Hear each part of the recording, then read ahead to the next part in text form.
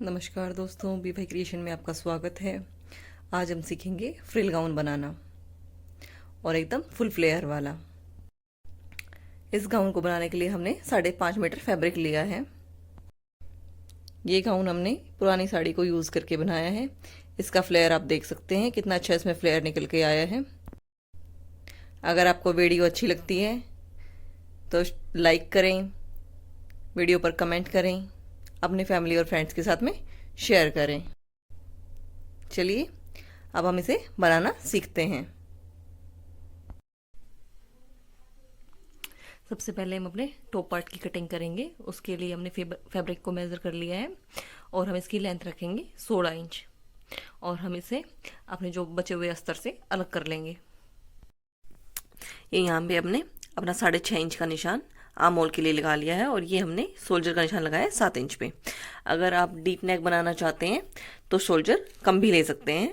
मुझे अपना जो नेक है, जो बैक नेक है, वो डीप नहीं करना है, इसलिए मैंने ये 7 इंच लिया है। और ये हमारे आर्म होल की लंबाई हो गई 6.5 इंच। और जो हमने इस लाइन को जो सीधा किया है, इस पर हम अपना फिटिंग का निशान लगाएंगे। जैसे कि जिस अकॉर्डिंग आपकी बस्ट हो उसके अकॉर्डिंग आप यहाँ पे निशान लगा सकते हैं। यहाँ पे मैंने लगाया है 10 इंच पर निशान, क्योंकि मेरी बस्ट का साइज है 10 इंच। ये आप देख सकते हैं, हमने 10 इंच पर ये निशान लगा लिया है। अब नीचे हम कमर का निशान लगाएंगे। कमर का निशान लगाएंगे, कमर हमने जो ली है वो है 8.5 इंच।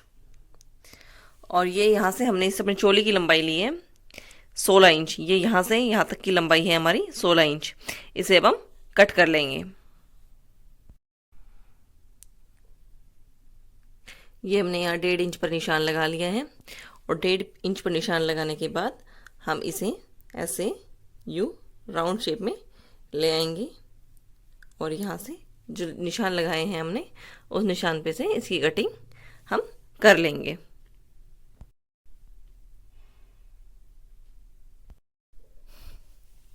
ये हमने अपने लगाए हुए निशानों पे से कटिंग कर ली है और अब हमें जो हमारा चोली का जो खुला हुआ पार्ट है वहाँ से हम 1 इंच की यहाँ से गोलाई देंगे। ये यहाँ पे हमने 1 इंच की गोलाई के लिए निशान लगा लिए हैं। ये निशान हम इसलिए लगाते हैं ताकि हमारी चोली में जब हम नीचे का जब घेर अटैच करें तब कोई भी झोल ना आए। और यहाँ पर हम अपने इस निशान पे से कटिंग करते हुए ले आएंगे। अगर आप अपनी चोली में टक्स देना चाहते हैं, प्लेटें डालना चाहते हैं, तो इसके लिए हम 4.5 इंच पर निशान लगाएंगे। 4.5 इंच पर निशान लगाएंगे। ये हमने यहाँ पे निशान लगाया और ऊपर से ये निशान 10.25 इंच पर रहेगा। और इस निशान को अब हम ये हमने अपने जो आगे का जो पार्ट है, चोली का पार्ट है ऊपर का, उसमें टक्स के निशान लगा दिए हैं और यहाँ पे हम जो निशान लगाए हैं यहाँ पे हम एक प्लेट डाल लेंगे। अब हम अपने जो फ्रंट पार्ट रहेगा हमारा चोली का, उसकी छटाई करेंगे। ये छटाई करने के लिए हमने आधा इंच का जो हम छटाई करेंगे उसका ये निशान लगा दिया है। अब इस निशान पे से अब हम इसकी कटिंग कर लेंगे। ये हमने अपने फ्रंट पार्ट की आधा इंच ये छटाई कर ली है। अब हम अपने जो लाइनिंग का फैब्रिक है उसे मेन फैब्रिक पर रखेंगे और मेन फैब्रिक की भी कटिंग कर लेंगे।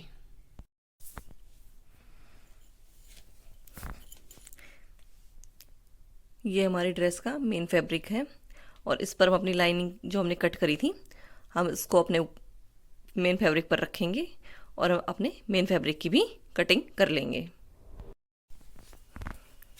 ये हमने अपने मेन फैब्रिक पर अपने लाइनिंग के आगे के पार्ट और पीछे के पार्ट दोनों को ही सेट कर लिया है। हम इसे 4 फोल्ड में इसलिए कट नहीं कर सकते क्योंकि इस पर फ्लावर बने हुए हैं और ये फ्लावर एक ही डायरेक्शन में बने हुए हैं, इसलिए हमें अपने फ्रंट पार्ट और बैक पार्ट को अलग अलग कट करना पड़ेगा। हम निशान लगाएंगे और हम याद रखें कि हमें जो लाइनिंग का फैब्रिक है उससे अपने मेन फैब्रिक को आधा इंच एक्स्ट्रा ही कट करना है।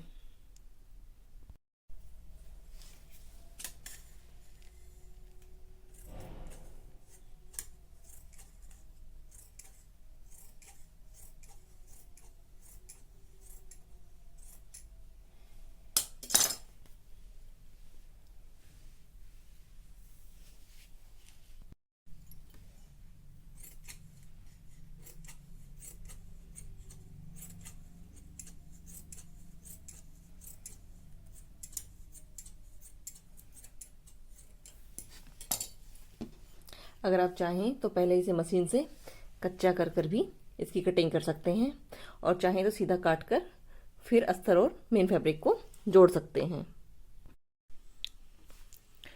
जो हमारा नीचे का घेरा रहेगा, जो हमारे फ्रिल गाउन का, उसकी जो लाइनिंग है उसको हम कट करेंगे अम्ब्रेला में। और अम्ब्रेला में कट करने के लिए हमने यहाँ पे फैब्रिक को डबल फोल्ड ले लिया है। हम यहाँ से इस कॉर्नर से लेकर इसका एक ट्रायंगल बना देंगे। इस कॉर्नर को और इस कॉर्नर को हम एक दूसरे के साथ मिलाएंगे और ये ट्रायंगल बन जाएगा, और हम इसकी सर्कल में कटिंग कर लेंगे।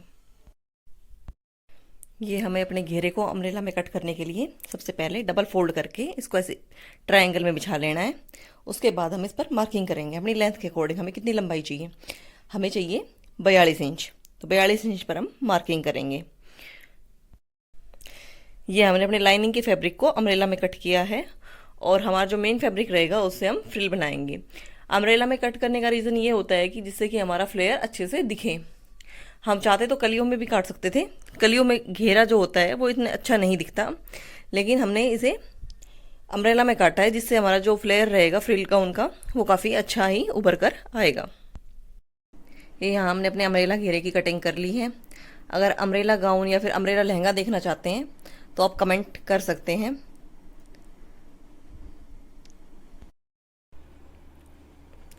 ये हमने फैब्रिक को हमने अपने 8 फोल्ड में ले लिया है। इस पर अब हम 11 इंच की पट्टियों के निशान लगाएंगे। अपनी 11 इंच की पट्टियाँ लेंगे। मैं आपको दिखाती हूँ किस तरीके से हम 11 इंच की हम अपनी ये पट्टियाँ लेंगे।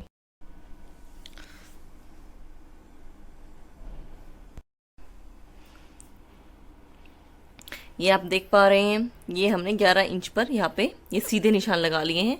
हमें अपने फैब्रिक को बिल्कुल सीधा करके 11 इंच पर ये निशान लगा लिए हैं। अब हम जो हमने ये निशान लगाए हैं, ये आप देख पा रहे हैं, हम इन्हीं निशानों पे से अपने फैब्रिक की कटिंग कर लेंगे। अपने फ्रिल की जो पट्टियाँ रहेंगी उनको काट लेंगे।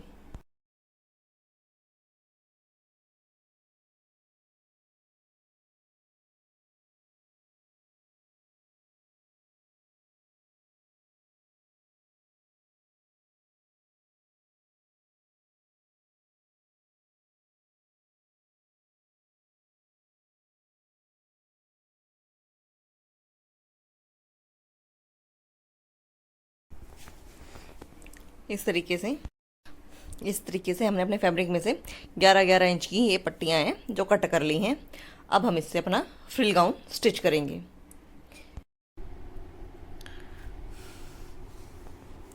ये अस्तर और फैब्रिक को हमने एक साथ अटैच कर लिया है।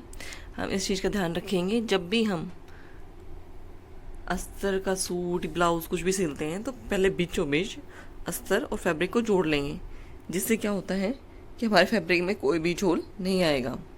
अब हम इसको ऐसे करके यहाँ पर एक सिलाई लगा लेंगे दोनों साइड, और ये मैंने आपको दिखाने के लिए यहाँ पे अलग धागे से सिलाई लगा रखी है। और बाद में हम जब ये कुर्ती तैयार हो जाएगी तब हम इस सिलाई को निकाल लेंगे। यहाँ पर हम अपने लाइनिंग की फैब्रिक और मेन फैब्रिक को एक साथ अटैच कर लेंगे। अब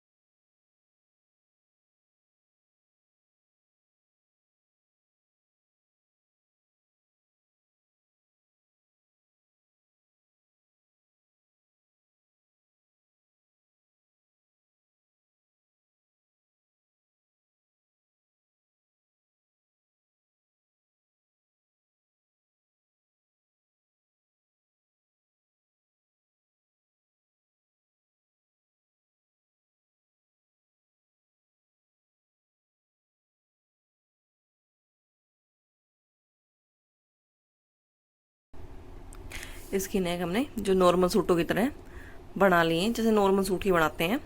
अब हम अपने जैसे बकरम को जैसे नॉर्मल सूट में बनाते हैं उसी तरीके से अंदर की साइड में मोड़ देंगे। मेन हमारा ये रहेगा कि हम इसमें रहेगा कि हम इसमें यहाँ पे टक्स लगाएंगे, यहाँ पे प्लेट डालेंगे, एक यहाँ पे और एक यहाँ पर।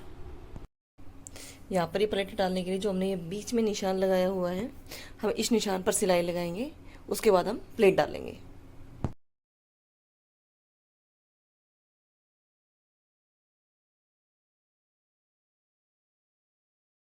यहाँ पर इस तरीके से सिलाई को बीच में करेंगे और बीच में से इस तरीके से मोड़कर मशीन पर लगाकर हम जो जो हमारा ये निशान है, हम इस पे से सिलाई लगा लेंगे।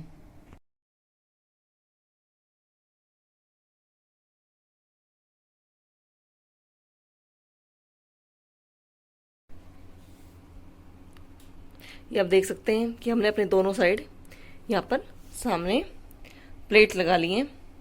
अब हम अपने बैक पार्ट और फ्रंट पार्ट दोनों को एक साथ अटैच करेंगे। हमने बैक पार्ट और फ्रंट पार्ट दोनों को आपस में अटैच कर लिया है। अब हम अपने जो फ्रंट की जो पट्टियाँ काटी थी हमने फ्रिल बनाने के लिए, अब हम उनसे फ्रिल बनाएंगे। जो हमने पट्टियाँ काटी थी उनमें सभी में हम छोटी छोटी प्लेट डालकर अब हम इन्हें फ्रिल बनाकर तैयार कर लेंगे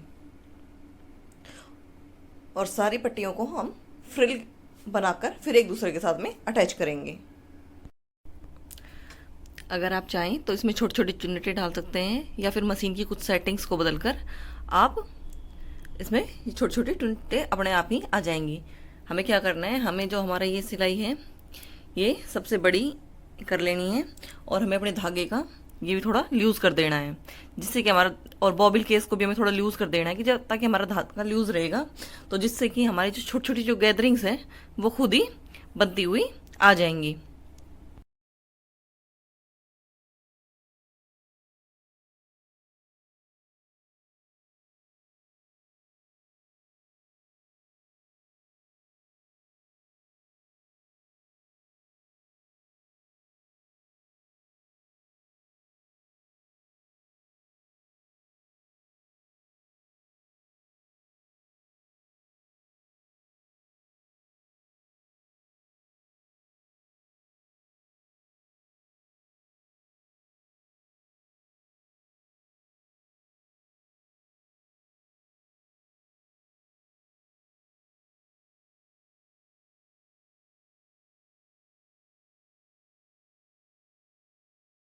ये आप देख सकते हैं हमने इसमें छोटी छोटी सी चुन्नटें डाल ली हैं और इसी तरीके से हमने सभी प्लेटों में ये चुन्नटें डाल ली हैं।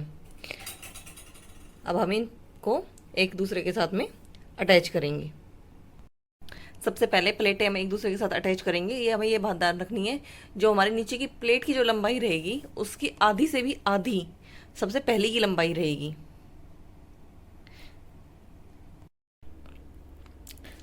ये डायग्राम आप देख रहे हैं, इसी तरीके से हमने अपने जो फ्रिल गाउन के लिए हमने 4 पट्टियाँ काटी हैं, उसी तरीके से ही ये भी 4 फ्रिल लगाई है मैंने यहाँ पे।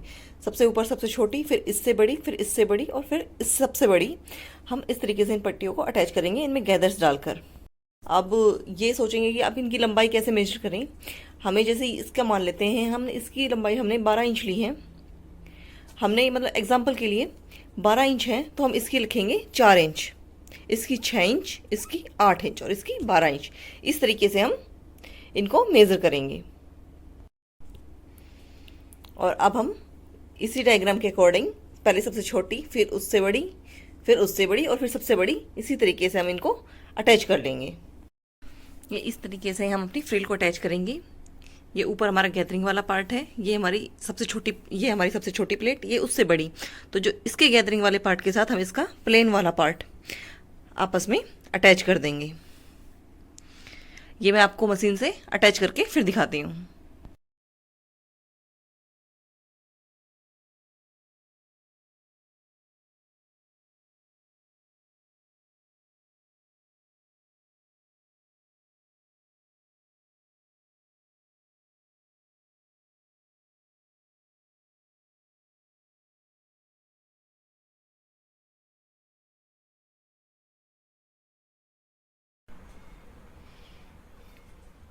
जो ये हमने फ्रिल बनाई है वो हमने एक दूसरे के साथ में अटैच कर ली है और जिससे आप हमारा घेर भी देख पा रहे हैं कितना अच्छा हमारा घेर बनकर तैयार हुआ है। अब हम इन बनाई गई फ्रिल को अब हमने जो चोली का पार्ट जो हमने बनाया था, ऊपर का टॉप पार्ट जो हमारी कुर्ती का, उसके साथ में हम इसे अटैच कर लेंगे।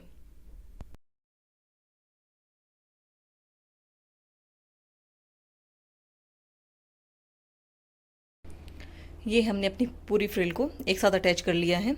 अब हम इसके साथ में जो हमने अम्ब्रेला घेरा कट किया था, हम नीचे लाइनिंग का जो हमने अम्ब्रेला घेरा कट किया था, हम उसको इसके साथ अटैच कर देंगे। उसके घेरे को यहाँ से हम ऐसे यहाँ अटैच करते हुए ले आएंगे। ये हमारी फ्रिल हमने एक दूसरे के साथ में अटैच कर ली है। और अब इसके साथ में हम अम्ब्रेला जो हमने कट किया था लाइनिंग का कपड़ा अम्ब्रेला घेरे में, उसे हम इसके साथ में अटैच कर देंगे।